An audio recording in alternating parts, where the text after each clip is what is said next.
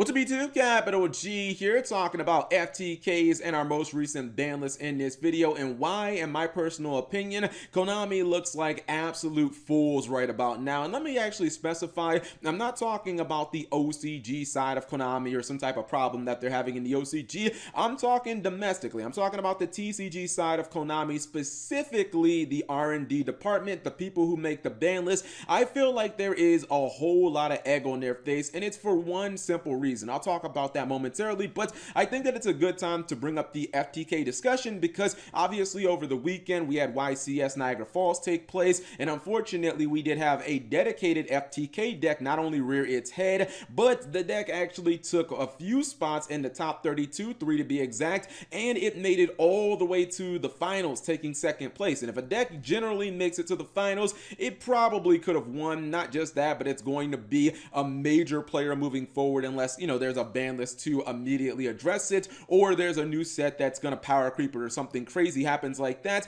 But it doesn't seem like any of those things are going to happen. So who knows, the Danger Dark World FTK could be maybe the most popular deck moving forward towards the next YCS because, you know, why give your opponent a turn when you can just play an FTK deck, go first, and you don't even have to worry about countering your opponent's strategy. You're just winning your first turn. But the reason that I'm really upset with Konami right now, and I think that they just look kind of stupid right now, is because some of the things that they did on the ban list. And by the way, I'm not trying to grandstand. I'm not trying to be all Captain Hindsight here and act like, you know, I was shitting on the ban list and I said, oh, it's the worst ban list ever. I hate this ban list. It's not going to change anything in the game. It's not going to fix any of our problems, etc., etc. Because if you guys watch my ban list reaction video, it was the exact opposite. I was so excited. I was so hyped. I was like, what the hell is this list, etc., etc. And I feel like most of that was because of the cards that Konami unbanned on the ban list. I actually feel like the ban list had two objectives, and I think that they did a pretty good job. One of them I know that they absolutely nailed. I kind of feel like when Konami goes and makes a ban list that they are trying to address problems in the game. Obviously, you know, Nightmare Goblin being banned would be a prime example of that, but I actually feel like our most recent ban list specifically was to create a whole bunch of buzz, was to bring a whole bunch of hype into the game because the 200th YCS was right around the corner, and if they hosted the 200th YCS without a new ban list, I feel like they probably would have got less than half the amount of players that they ended up getting, and those attendance numbers were absolutely staggering. I've talked about those before, but just know that we broke a whole bunch of our records in all three regions. So obviously people were excited and the attendance numbers showed at the 200th YCS, but I feel like there were definitely some things that Konami really messed up on, and I feel like it's something where they kind of tried to outsmart everybody in the room. I feel like if Konami makes accidents on the ban list, like that happens every so often. You guys remember one of the most infamous examples recently was in 2015 when Konami unbanned Snatch Steal, and everybody lost their mind. Everybody's like, what the fuck? Why'd they unban Snatch Steal? Wait a minute, it's not even errated. And you know, Snatch Steal became the best card in the meta game pretty much overnight, and they banned the card immediately on the next list. Now that just tells you that that's a mistake, and sometimes I get it, Konami wants to experiment, mistakes happen, but I feel like this one was so flagrant, right? And what I'm talking about is how Konami addressed FTKs on our most recent list. If you look at some of the hits that Konami did with Samsara Lotus being banned and then A Assault Core being limited, when you really think about those being the hits that Konami is applying to try to get rid of FTKs in the format, and by the way, those were proactive hits, which I'm perfectly fine with. If you want to go ahead, you want to ban the Tyrant Neptune to make sure that a new FTK can't pop up, to make sure that people don't have to duel against that, you know, round 9 at a YCS and then end up losing because they lost a die roll, I'm perfectly fine. But let's be real here, those were not very good hits to address the problem. And the thing is, a lot of the YouTubers, myself included, when you saw Samsara Lotus, when you saw A Assault Core on the ban list, you were like, wait, what? When was A Assault? Like, when was ABC a problem? Like, most of us were puzzled and just kind of dumbfounded by the hits. Then people, you know, informed us, hey, these are, you know, specific cards that you need. to pull off FTKs with Firewall Dragon, and I'll talk about Firewall Dragon in a minute. But the problem is, rather than actually killing a deck like ABC, which, yes, I know I had a duel where I said ABC is still alive, that's really more for entertainment value. ABC is a deck that is basically on life support. I don't even believe that ABC is good enough to top a regional now, let alone try to top a YCS, and ABC was already a road deck at best. To go ahead and just kill that in the name of stopping an FTK makes absolutely no sense when they could have just copy pasted what they've done recently in the OCG.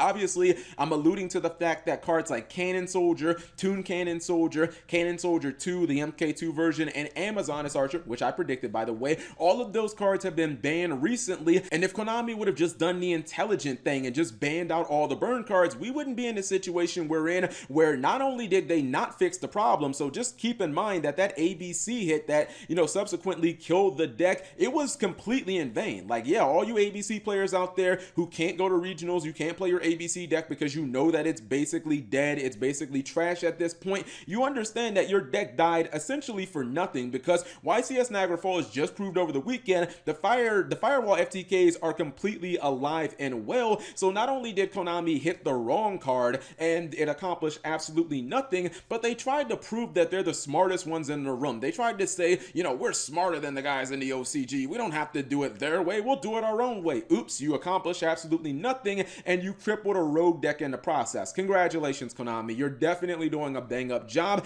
Really, when you look at this, to me, this situation is incredibly similar to when Dragon's Ravine got banned because of the Dragon Rulers. That sometimes in Yu-Gi-Oh! That decks or really archetypes will cause collateral damage. In fact, sometimes even singular cards do it. I think that Firewall Dragon right now is probably causing the most collateral damage we've ever seen, where so many cards are falling on the sword because of Firewall Dragon. Independent Nightingale is another card where, multiple cards have been banned instead of that card, etc., etc.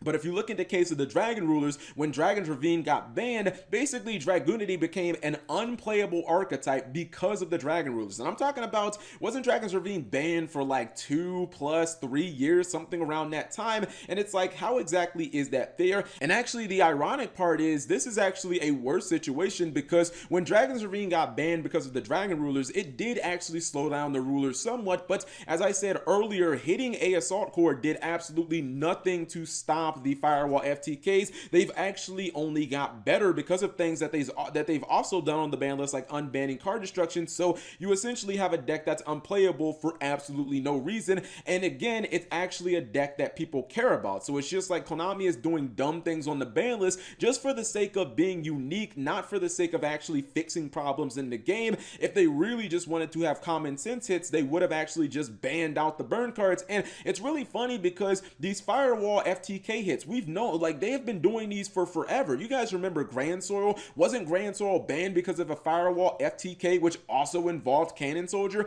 It's like, man, we've known about these plays since what, Code of the Duelist, when we first learned about Firewall Dragon. Why didn't they just ban out the the burn cards then? You would have never even probably had to errata Grand Soil, because I don't think anyone would have even played the card. Most Element Saber players don't even use it. So you have all of these hits because of Firewall Dragon. Then Konami takes this weird route and just starts arbitrarily hitting cards and archetypes that people care about, and it doesn't even accomplish the problem. Now, when it comes to Firewall Dragon, obviously this is the elephant in the room, but you're probably wondering, like, Cap, why haven't you just said ban Firewall Dragon if you acknowledge it's the problem? The reason is, and maybe this is conspiracy theory, I believe that Konami R&D is not allowed to ban Firewall Dragon. The thing about it is, and people really have to open their eyes about this situation, people joke about it, how Firewall Dragon has the anime plot armor, which I actually believe is 100% true. Konami R&D, I'm talking about the OCG and the TCG, look how many different cards that they've hit instead of Firewall Dragon. In lieu of that card, they're not that dumb. Like, no one is that stupid that they can't realize that Firewall Dragon is clearly the problem,